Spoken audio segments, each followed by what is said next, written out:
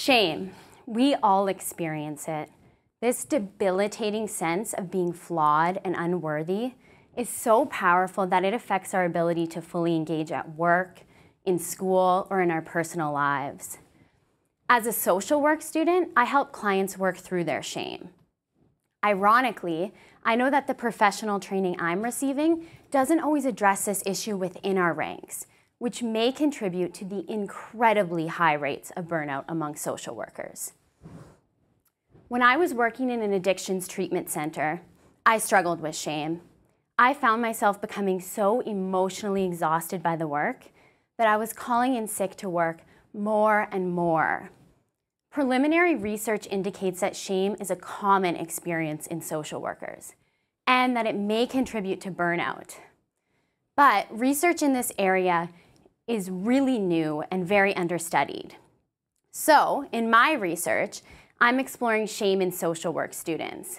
Is this a common experience, and what triggers it? To answer these questions, I interviewed 13 social work students, all of whom have had experience working in the field. So what did I find? Well, I found that social work students experience shame, no surprise there, but I also identified 3 key shame triggers. Students feel shame for failing to cope emotionally with the work.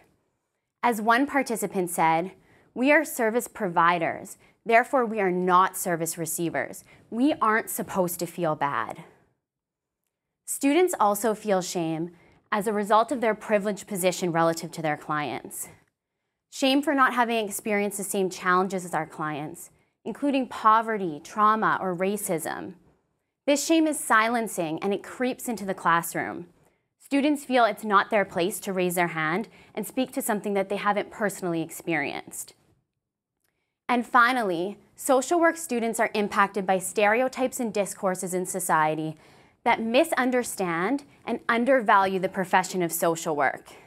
As one participant said, "Your profession tends to be part of your identity. Well, why am I not worth being heard?" We avoid talking about shame, but it's important that we do. Shame is immobilizing, it's isolating, and it impacts our health. Social workers play a critical role in our society, but how can we possibly do our jobs when we're struggling with shame ourselves and potentially headed toward burnout? Moving forward, schools of social work need to better equip students so they can break the cycle of shame within themselves and thus be more effective allies for our clients. I certainly don't want to become a burnout statistic. Thank you.